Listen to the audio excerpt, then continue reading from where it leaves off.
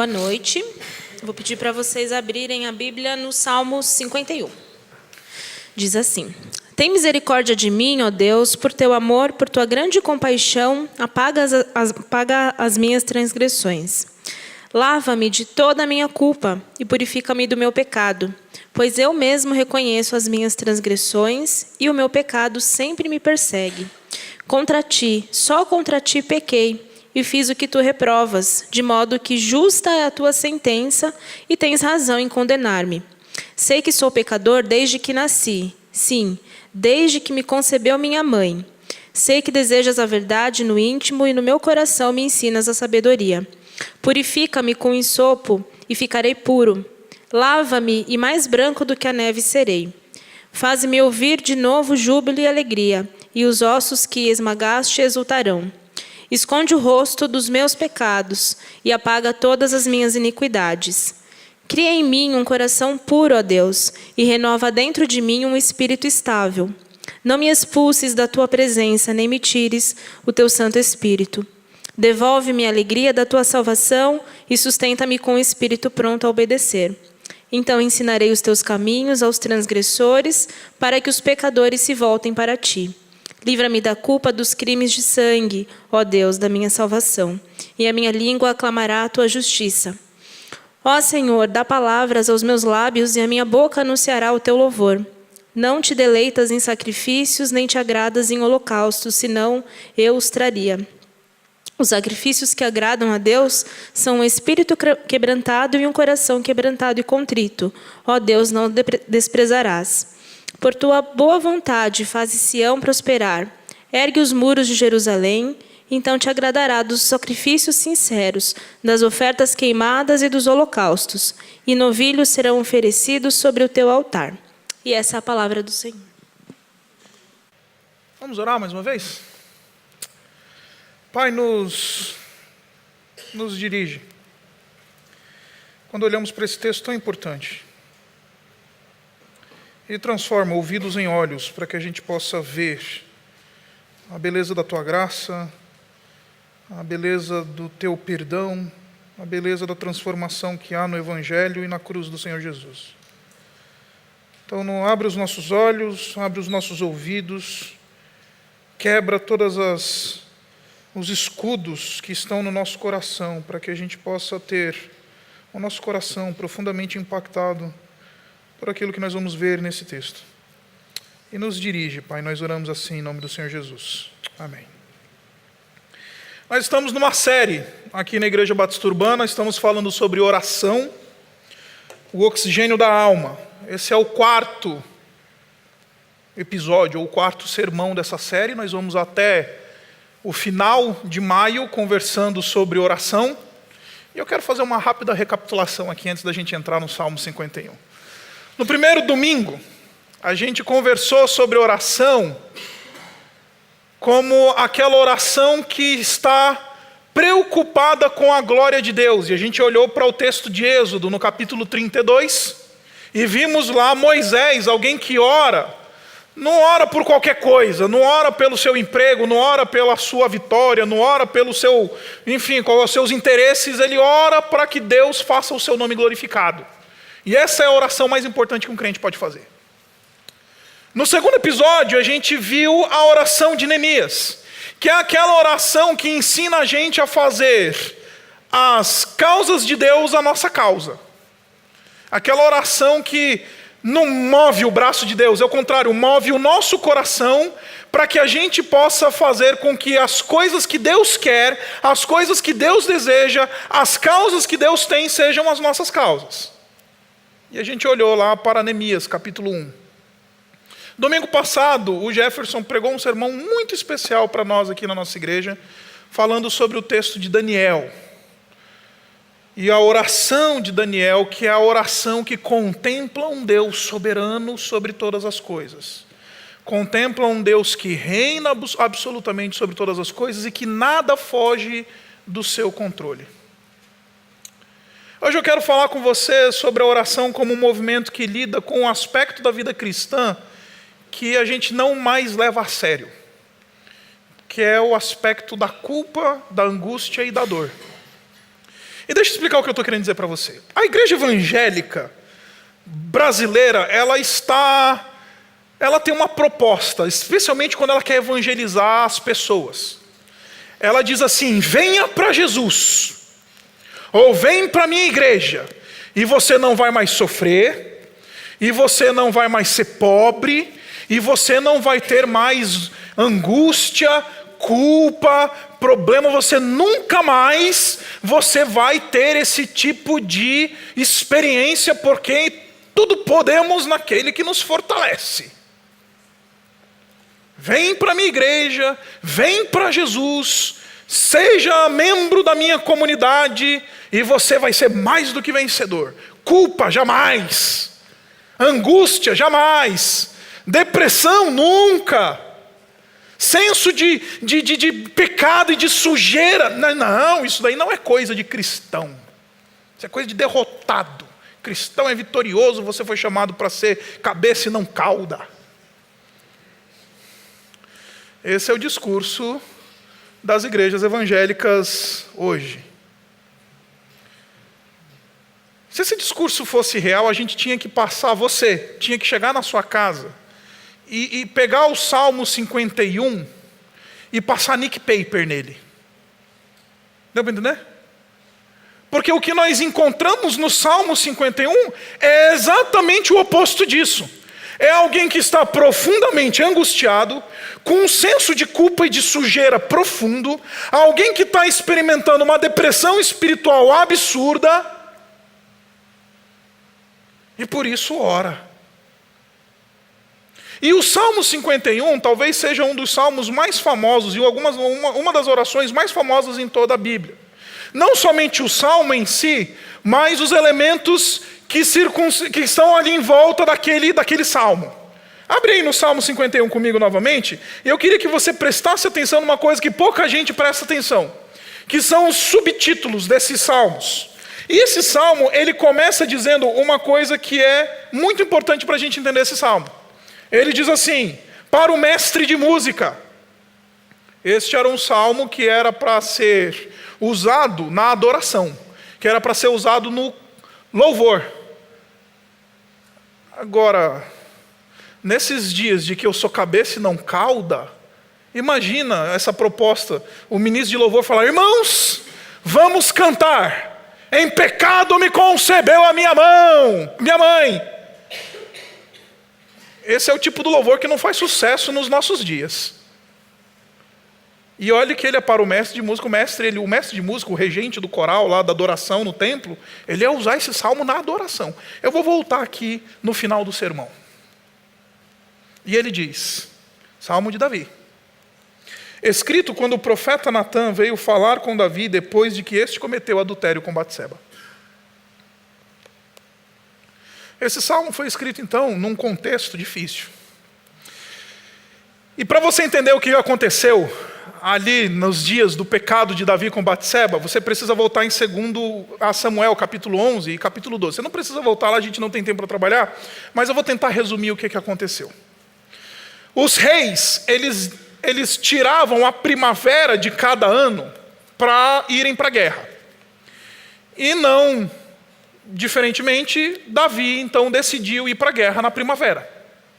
Só que em vez de ir para a guerra, ele mandou só o seu exército com o seu general, o mais importante, comandante dos exércitos de Davi, dos exércitos de Israel, Joabe. Falou: Joabe, vai lá. E ele foi guerrear contra um povo chamado Amonita, os Amonitas, que é um povinho que vira e mexe aparece na Bíblia como meio que pedra de sapato do povo de Israel na história.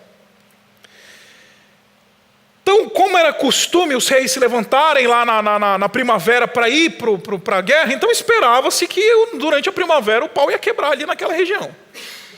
Davi não faz isso, ele só manda e fica em casa, no bem bom, relaxadão, curtindo a dele. E ele acordou de manhã, foi dar uma volta, estava lá no seu palácio, e no final do dia ele está andando ali pelo seu palácio, ele olhou, ali de cima tinha uma mulher lindíssima tomando banho. Curtiu o Instagram da mulher lá. Curtiu a rede social. Mas sabe aquelas meninas com a foto sensualzinha assim, que põe assim? Ainda bota um versículo bíblico embaixo. Batseba. Quem é que é essa mulher? Ele mandou perguntar. Trouxeram a notícia para ele. É a Batseba, esposa do Urias, o Hitita, teu brother, teu amigo. O cara que já guerreou ao teu lado, o cara que está lá na guerra, inclusive, nesse momento, lutando pelo teu trono e pelo teu reino. Quis nem saber. Mandou uma mensagem para Batseba, trouxe ela para uma noite romântica no palácio. Princesa por um dia. Foi a proposta. Imagino que rolou um jantar, tomaram um bom vinho, conversa vai, conversa bem. Davi, que era um cara bonito, sedutor, chaveco vai, chaveco vem, ele teve um caso com essa mulher. E passou o tempo. E é interessante a maneira discreta que o texto diz que Batseba foi ter essa noite romântica com Davi lá no palácio, logo depois que ela tinha se purificado da sua menstruação. Ou seja, ela estava no período fértil. É muito discreta essa informação do livro de Samuel. Em outras palavras, o texto está dizendo, ela estava lá no período fértil. Fértil, fértil. E foi isso que aconteceu, ela ficou grávida. Como se não bastasse só o adultério, Davi, ele aparece nesse texto numa insensibilidade espiritual sem tamanho, que ele faz o seguinte: vou tentar dar um jeito nisso. Você conhece a história. Mandou chamar o Urias da guerra. Traz o Urias aí de volta.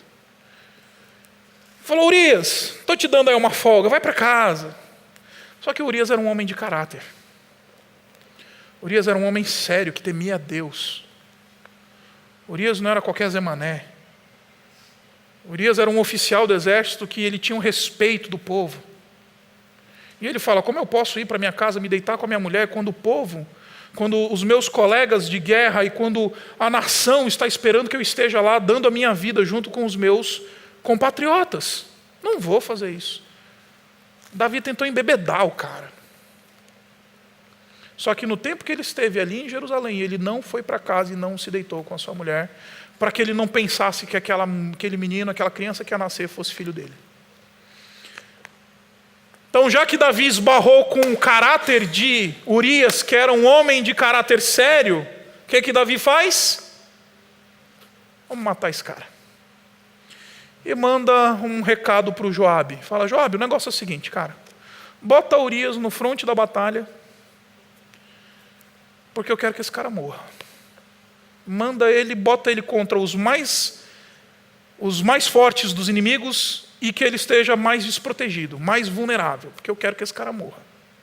E foi isso que aconteceu. Palavra do rei vale. O cara morreu. Davi enterrou Urias com honras e pompas e salva de tiros o seu oficial.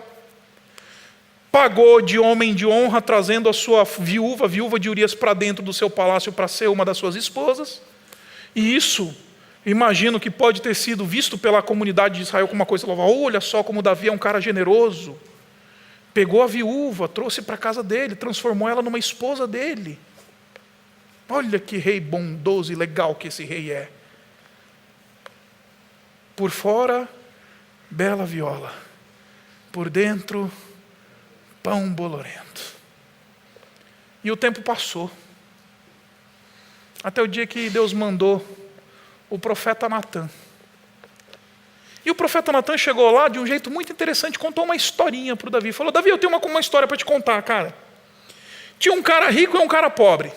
O rico tinha muitos rebanhos, muito gado, um homem abastado. E tinha um pobre lá, coitado, que torce para o Corinthians.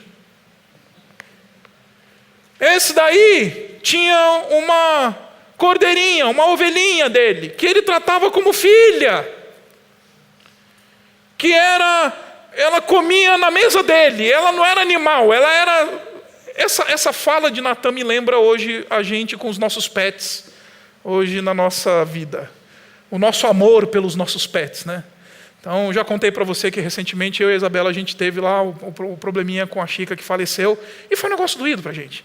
Porque a gente tem amor, né, pelos nossos pets. A gente tem amor pelos nossos cãezinhos, nossos gatinhos, enfim, os animais de estimação que nós temos. Essa ovelhinha não era um gado, não era do rebanho sabe, lá do campo. Era um negócio de casa. Estava lá no meio dos filhos. E Davi, vou te contar uma história, cara. Teve um dia que o ricão lá estava recebendo um viajante na sua casa, e ele foi preparar lá um churrasco para o seu amigo viajante, e em vez dele matar um dos seus animais, ele foi lá, pegou a ovelhinha do pobre, matou ela e serviu ela de churrasco. Essa mesma hora, Davi se levanta indignado, bate no trono, irado. Assim como vive o Senhor, este homem deve morrer. E o pobre tem que ser restituído 4 vezes. Davi bota o dedo na cara dele e fala a frase mais legal de todo o Antigo Testamento: tu és esse homem. A casa caiu. Tu és esse cara. Você é esse sujo. Você é esse cara. Olha o que você fez. Adúltero, hipócrita, assassino. É isso que você é. Você paga de reizão. Você é um homem legal. É o cara que todo mundo vem, beija teu anel. Mas você não passa de um sujo salafrário. É isso que você é. Natan dá o espelho da alma de Davi e revela com cores, sabores e cheiros quem de fato Davi é. E Davi cai em si e confessa o seu pecado. E nesse movimento de confissão, ele decide escrever esse salmo. Esse salmo, ele não é a confissão em si de Davi, mas a representação artística da confissão de Davi. Como todos os salmos são. E deixa eu explicar para você o que eu estou querendo explicar para você. Eu tenho a sensação de que eu falei isso aqui nessa igreja, mas eu vou repetir para que você possa entender bem onde eu estou querendo chegar. Quando a gente toma um pé na bunda, a gente quer escutar a música Zezé de Camargo e Luciano, né? Evidências. Quando a gente toma um pé na bunda, está triste, está deprê. Quando a gente está meio jururu, borocochô, né? A gente não vai ouvir um rock and roll hardcore. A gente vai ouvir só para contrariar. A gente vai ouvir a famosa música de corno. A música de corno? A famosa... Por quê?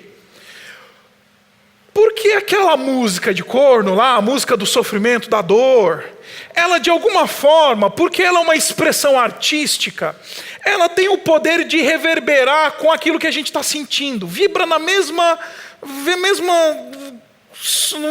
som, na mesma vibração, tem uma reverberação com o nosso coração.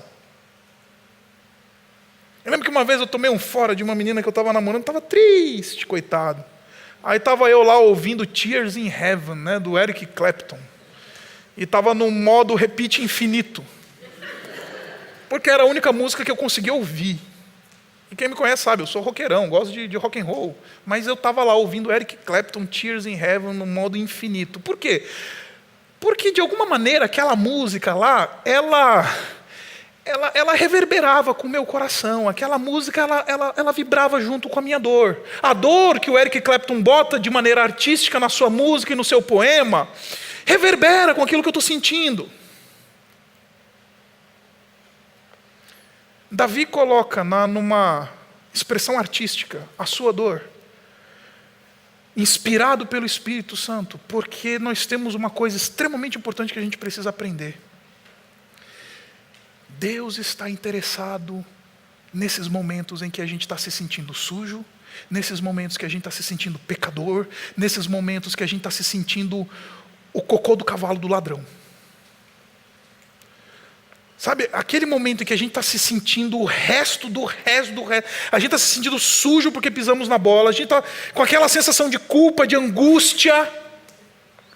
Acredite, Deus está interessado nisso, a ponto de inspirar homens na Bíblia, para que eles registrem aquilo que eles passaram de experiência com Deus, de restauração, para que isso seja usado para nós. Então, quando Davi está colocando isso num poema, ele não está só contando para a gente a experiência de dor dele, ele está nos convidando a fazer essa oração com ele. Ele está nos convidando a sentir essa dor que ele está sentindo, essa culpa que ele está sentindo, essa depressão. Pisei na bola profundamente. É por isso que ele escreve um poema. E esse poema, ele vai nos ensinar algumas coisas extremamente importantes.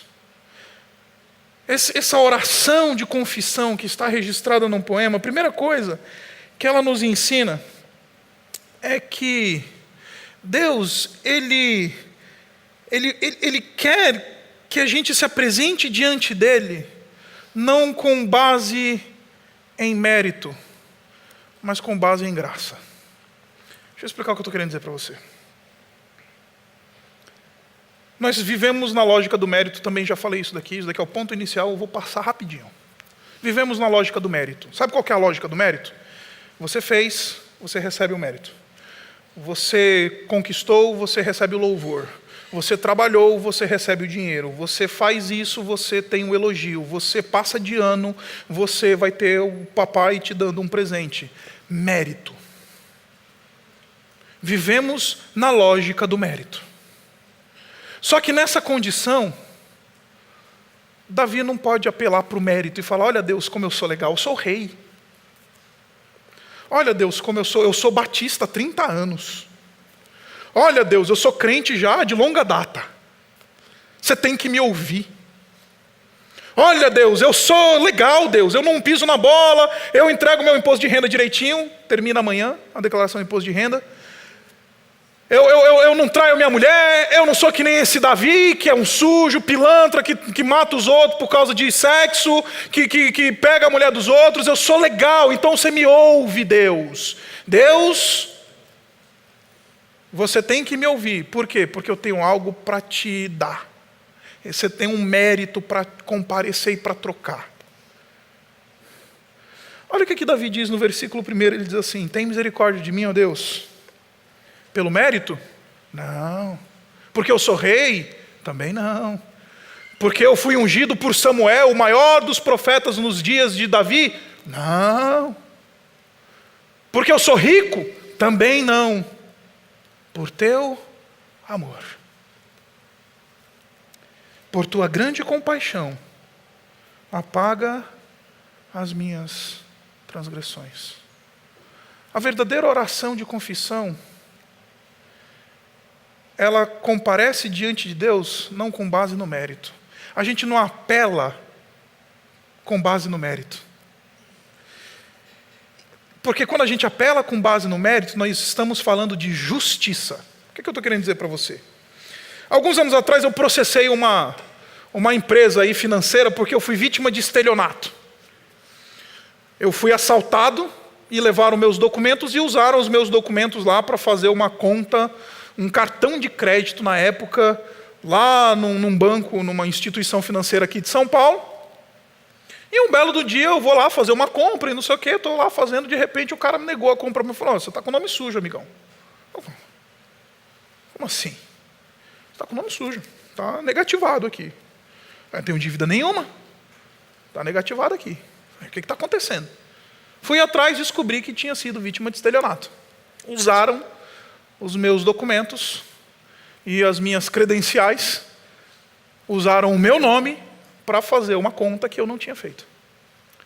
Resultado, processei, fui lá primeiro, lá na instituição, falei: gente, eu nunca fiz, está errado isso daí, eu não reconheço essa dívida e tudo mais, os caras não querem nem saber. Meti os caras no pau. O que eu estou reivindicando? Mérito. Justiça. Que seja dado aquilo que é devido. Dá para entender? Que aconteça segundo a ordem da justiça.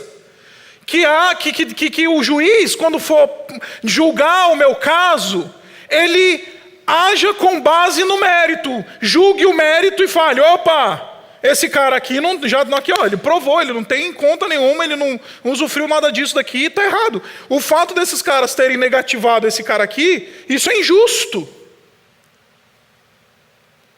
Mérito. Reivindicação de mérito. Diante de Deus ninguém pode chegar e falar assim, Deus, tem um mérito aqui para você. Ninguém reivindica mérito. A gente só chega diante de Deus e as nossas apelações sempre são por causa da graça. Porque quando eu cheguei diante do juiz, aqui em São Bernardo, para fazer lá a cariação, eu tive que provar que eu era um cidadão que pagava as contas, que eu não tinha dívida. De novo, está vendo o mérito? Cidadão que paga as contas, entrega direitinho os seus impostos, que não tem nenhum antecedente criminal, é um indivíduo ilibado na sociedade, e estou dizendo que não fiz essa dívida. Mérito. Olha como eu sou gente boa, senhor juiz. Julga a meu favor. Diante de Deus, ninguém comparece com base em mérito. Ninguém diz para Deus, olha como eu sou legal, olha o talento legal, olha como eu prego bem. É o meu caso. Quer dizer, eu não prego bem, eu não posso falar isso para Deus. Mas olha, Deus, como eu fui estudar bastante. Ninguém pode falar isso para Deus. Olha, Deus, como eu canto e toco bem. Olha, Deus, como eu passei anos dentro da igreja servindo as pessoas. Olha, Deus, eu dirijo o ministério na igreja. Olha, Deus, o meu mérito. Isso é trapo de imundícia, diz o profeta Isaías. Trapo de imundícia. Agora, a segunda coisa que a gente aprende é uma coisa muito simples. Que esse tipo de oração é uma oração que nos faz responsáveis pelo nosso pecado. Não existe, sabe aquele negócio de ficar botando culpa e transferindo responsabilidade? Davi é um indivíduo que ele entende a sua responsabilidade, ele não transfere culpa, ele não é um indivíduo. A oração de confissão de Davi aqui é uma oração em que ele se coloca na cadeira do responsável. Olha o que diz o final do versículo 4, ele diz assim, contra ti pequei, fiz o que tu reprovas, de modo que se você quiser me julgar, é justa a tua sentença e tem razão em condenar-me. Davi não chega diante de Deus e ele pede desculpas, e aqui é o ponto aqui importante do meu sermão para você. Existe uma grande diferença entre você pedir desculpas e você pedir perdão. Enorme diferença. Porque quando você pede desculpas, você está apresentando as razões para que você não receba culpa. Você está apresentando razões pelas quais você vai ser livrado de culpa. Chegou tarde no trabalho, aí o teu chefe te chama. Você vai apresentar as desculpas. Por que você chegou? A marginal está parada, a minha esposa está doente, o meu filho esvaziou o pneu do meu carro, isso e aquilo outro. Você está apresentando desculpas. De novo, apresentar desculpas é o jogo do mérito. Em outras palavras, apresentar desculpas é culpar outra situação. Se eu cheguei tarde no trabalho, é culpa da minha mulher que ficou doente. Não é culpa minha. É culpa do meu filho, que atrasou na hora do banho para levar para a escola. É culpa do trânsito da marginal. É culpa disso e daquilo. É culpa de qualquer outra coisa. Esse movimento de desculpas não funciona no cristianismo.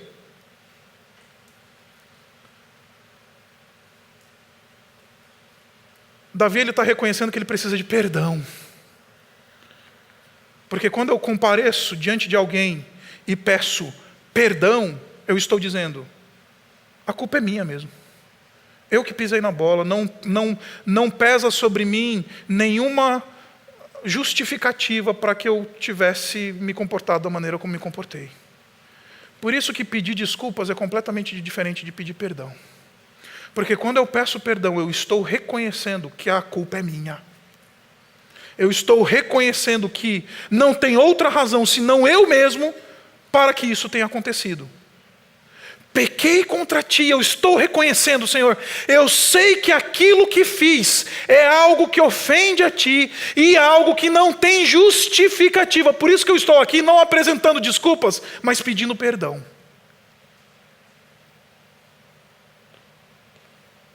E aqui, gente, deixa eu falar para você uma coisa que é extremamente importante. A igreja evangélica brasileira nos educa muito bem a transferir responsabilidade.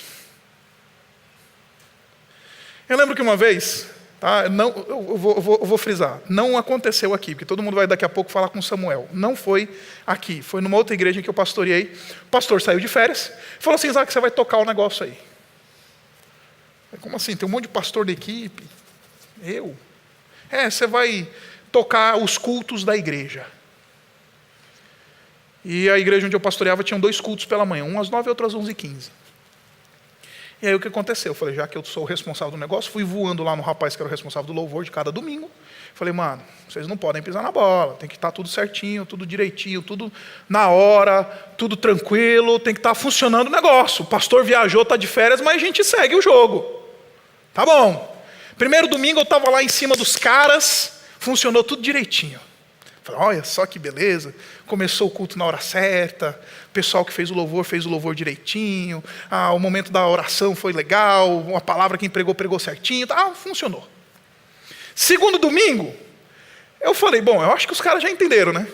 Já dei uma baixada na guarda.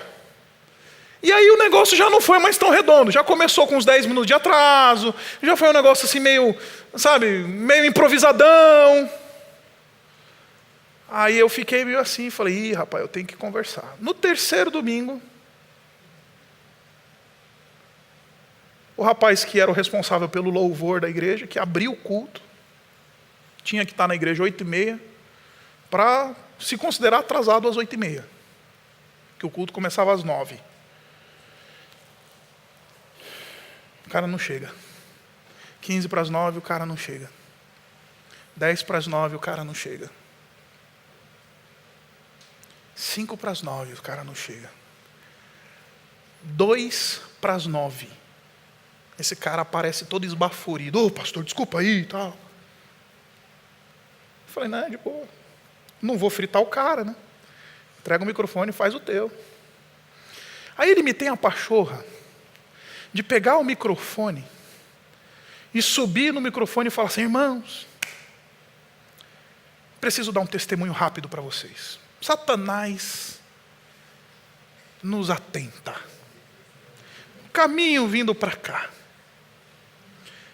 E aí botou a culpa em Satanás, porque ele chegou atrasado. Rapaz, aquilo me subiu. Não terminou o culto. O pastor estava pregando, eu chamei o cara e falei assim, você nunca mais abra a sua boca para falar algo assim. Você chegou atrasado, não é culpa de Satanás. Satanás está dando risada da tua cara. Satanás não tem nada a ver com isso. Você chegou atrasado porque você é um irresponsável. Porque você não acordou cedo. É por isso que você chegou atrasado. Porque você não leva a sério aquilo para o qual você foi chamado aqui. Ô, pastor, você pega mal pesado. Para de transferir responsabilidade. Essa oração nos ensina a ser homem, ser mulher, falar, é culpa minha mesmo, Senhor, me ajuda. Essa oração nos ensina, orar esse tipo de oração nos ensina a chamar as rédeas das nossas faltas e das nossas culpas e buscar, porque se não chamamos as rédeas das nossas faltas e nossas culpas, para nós não vamos ser transformados e não vamos encontrar transformação. Esse é o primeiro passo para que alguém possa ser restaurado, é falar, é culpa minha mesmo. Agora hoje é culpa de Satanás, é culpa do pastor, é culpa da mãe, é culpa da sogra. A sogra, coitada, né, sofre no mundo evangélico. Tudo é culpa da sogra. Oh, pastor, é minha sogra. A minha sogra. Eu sei que sogra é sempre sogra, mas não é culpa da sogra. Não é culpa de Satanás. Não é culpa... Deu para entender onde eu estou querendo chegar? Essa oração nos ensina a sermos responsáveis diante de Deus por aquilo que nós fazemos. E responder como devemos responder: Senhor, a culpa é minha mesmo. Eu pequei contra ti. Eu fiz aquilo que te ofende. Blasfemei o teu nome. Desprezei a tua lei. Desconsiderei a tua santidade. Eu fiz. Não foi a sogra, não foi Satanás, não foi ninguém. Fui eu. Estamos precisando de evangélicos que tenham um senso de responsabilidade e capacidade de reconhecer as pisadas na bola que dão. Porque só assim encontrarão a restauração. Davi só encontra a sua restauração porque ele começa dizendo: não foi a mulher que estava lá se exibindo para mim. Não, a culpa foi minha. Outro dia eu estava conversando com um casal, dureza. A mulher descobriu lá, pegou o celular do cara, viu lá que o cara estava vendo um monte de coisa errada na internet, trocando umas ideias erradas lá. Chamou o pastor.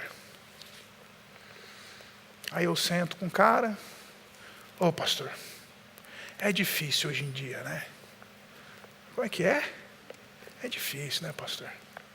Mulherada hoje em dia está mordendo o pescoço, né? Como é que é, cabra? Calha a tua boca. Eu falei assim mesmo para ele. Ele assustou. Se eu fosse pequenininho, eu tinha apanhado desse cara. Você calha a sua boca. O que você está fazendo é o seu coração adúltero.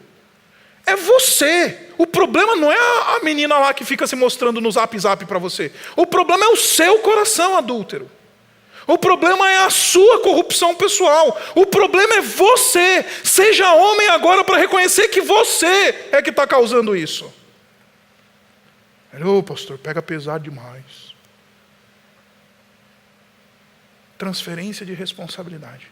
Agora, uma outra coisa que eu acho sensacional nesse texto, e aqui eu começo a caminhar para o fim, porque eu não tenho já mais muito tempo, é o fato de que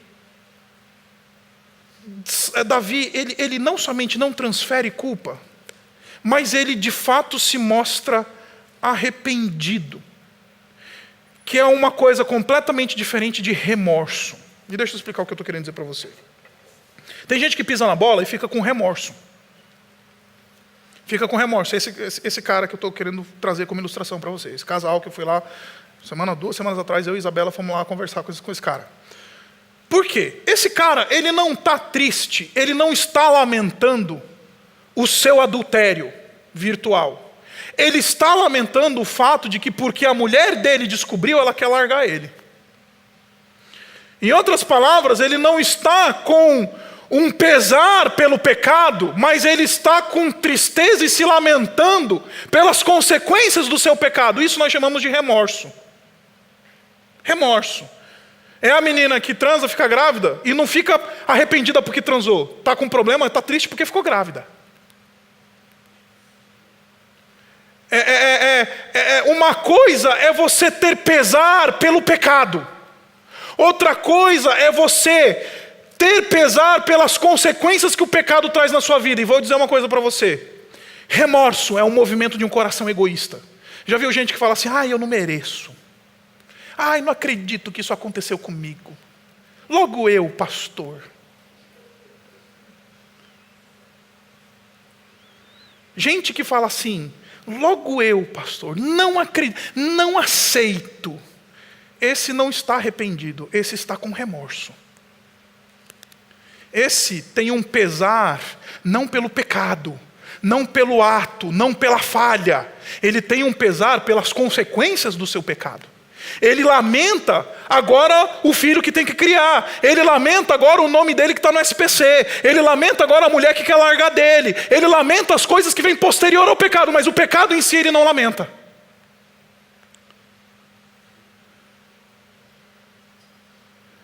Davi lamenta o pecado, e deixa eu mostrar para você. Olha comigo, no versículo 5. Sei que sou pecador, desde que nasci. Sim, desde que nasci. Desde que me concebeu a minha mãe. A sua versão talvez diga assim: em pecado me concebeu a minha mãe. Deixa eu explicar o que eu estou querendo dizer para você. Quando a gente ora esse tipo de oração, de confissão, e a gente tem coragem de orar isso que Davi está dizendo, em outras palavras, Davi ele está dizendo assim: eu não estou surpreso pelo que aconteceu. Eu não estou nem um pouco surpreso por aquilo que aconteceu, porque é isso que eu sou desde que eu nasci. Eu sou esse pecador. O garoto que vê pornografia com 15 anos é o adulto que vai trair a mulher com prostituta na rua, gente. É o mesmo pecado, é a mesma natureza pecaminosa. Davi, ele está reconhecendo exatamente isso que eu estou dizendo para você. Ele é pecador, ele é aquele indivíduo que sabe que ele é o problema. Ele lamenta o pecado dele, ele está percebendo que é isso que ele é desde que ele nasceu. Eu estava lendo um artigo essa semana de uma doutora de Harvard, socióloga, e ela começou a estabelecer, fez uma pesquisa de 20 anos, e ela começou a estabelecer a relação do bullying com práticas criminosas no futuro. Indivíduos que estão lidando com bullying hoje, que no passado lidavam com bullying, era aquele indivíduo que zoava o gordinho da escola, que é aquele cara que batia, zoava e não sei o quê. O que fazia bullying no passado, há 20 anos atrás, é interessante que a propensão para o indivíduo que zoava o gordinho, hoje mata, é enorme. Porque esse texto está nos dizendo uma realidade muito básica. Todo mundo é tão sujo quanto pode ser. Todo mundo é tão pecador quanto pode ser. A única coisa que precisa é de oportunidade. A única coisa que precisa é do terreno fértil. A sementinha do pecado, se ela é bem aguada, se ela está no terreno certinho, ela vai virar uma árvore da prostituição, do assassinato e da morte. Todo mundo é assim. Deu para entender agora? Alguém que não está lamentando a consequência, está lamentando o fato. Isso não é surpresa para mim, Senhor. Porque eu sou isso e tenho lidado com isso desde o dia que saí do ventre da minha mãe. Eu sou esse pecador desde o dia em que saí do ventre da minha mãe. Esta natureza pecaminosa me consome desde o meu primeiro suspiro. Porque do coração do homem procede adultério, assassinato, maledicência e todas as outras coisas que o Senhor Jesus Cristo disse. É do coração do homem. Davi, ele está lamentando o fato e não a consequência. Então o indivíduo que faz esse tipo de oração, ele não anda na lógica do mérito. Esse indivíduo que faz esse tipo de oração, ele assume a responsabilidade. E esse indivíduo que faz essa oração, ele lamenta o pecado e não a consequência do pecado. E quando ele faz essa oração, aí ele é transformado. E essa é a beleza dessa oração. Olha comigo o versículo 10, ele faz uma oração e diz assim: cria em mim, ó Deus, um coração puro e renova dentro de mim um espírito inabalável. Por que ele quer um coração puro e um espírito inabalável? Devolve-me a alegria da tua salvação e sustenta-me, versículo 12. E dá um pulinho.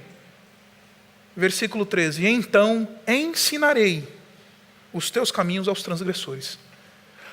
Olha que louca essa oração. É um cara que acabou de matar alguém por causa de uma mulher, adulterou, engravidou a mulher, fez o que fez, hipócrita, sujo.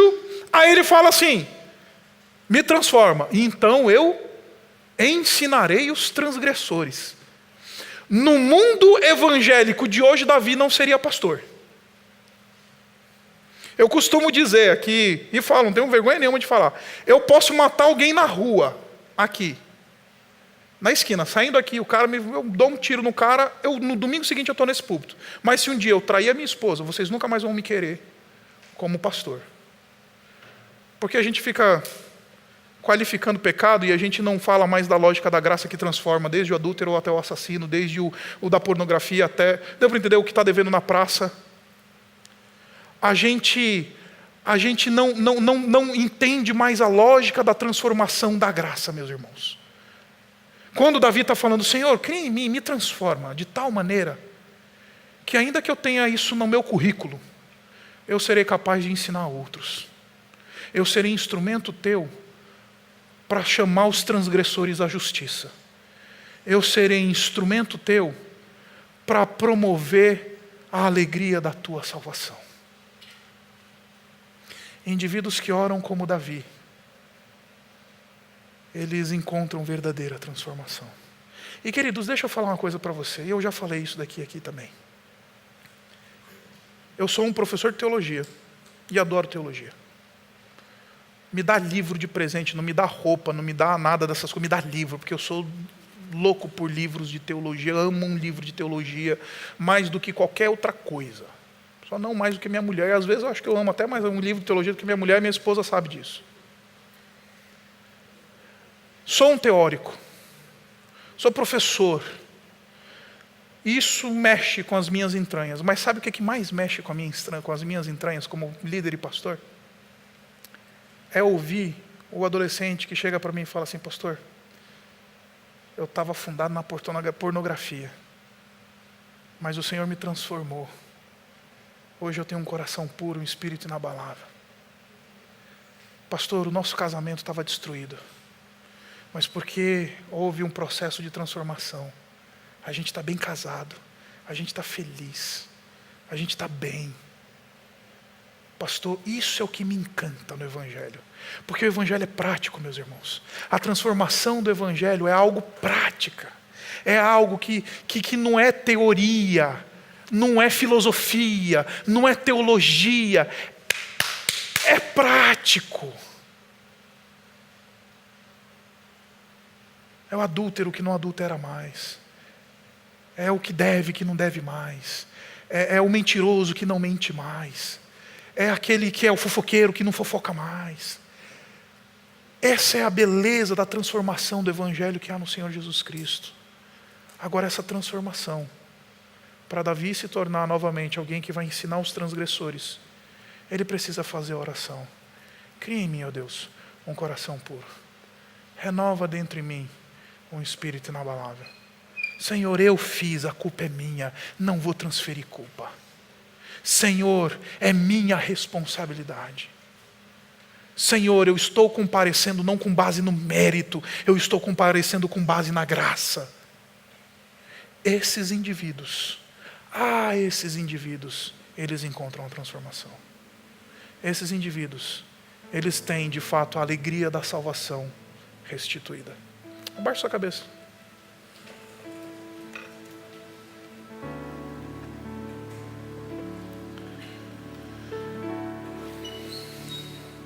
A aplicação desse sermão é muito básica. É muito simples. É convidar você a fazer essa oração que Davi fez. Cria em mim, ó Deus, um coração puro. Renova dentro de mim um espírito inabalável. Restitui a alegria da salvação, para que eu possa ser o teu instrumento nas tuas mãos. Restaura a minha vida, Pai. Na prática, não em teoria, não em blá blá blá, na prática. Meu casamento, Senhor, minha vida profissional, aquilo que eu estou experimentando, que isso seja prático. Essa é a oração que a gente tem que fazer. Cria em mim, ó Pai, porque eu que pequei mesmo, eu que pisei na bola, eu estou lidando com isso desde que eu nasci, não me surpreende.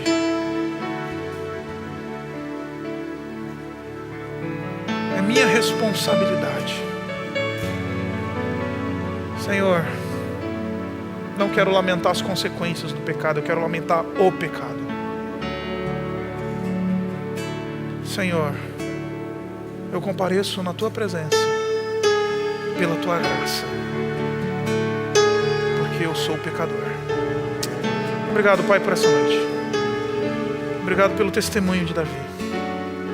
Obrigado porque essa oração nos dá a rota do perdão, da reconciliação, da transformação. Obrigado porque essa oração ela foi compartilhada conosco. E da mesma maneira como Davi encontrou restauração, encontrou perdão de pecados, encontrou a Ti, a gente pode, Pai, chegar na Tua presença falando: Senhor, estamos aqui, estamos rendidos, somos pecadores, a responsabilidade é nossa, não lamentamos mais o nosso pecado, a gente só lamenta as consequências do nosso pecado, porque somos egoístas. E confessando isso, Pai, a gente quer pedir: cria dentro de nós, ó Pai, um coração puro, e renova dentro de nós um espírito inabalável, para que sejamos instrumento de transformação, para que gozemos dessa transformação em nós, e a partir de nós outros sejam abençoados. Nós oramos assim em nome do Senhor Jesus.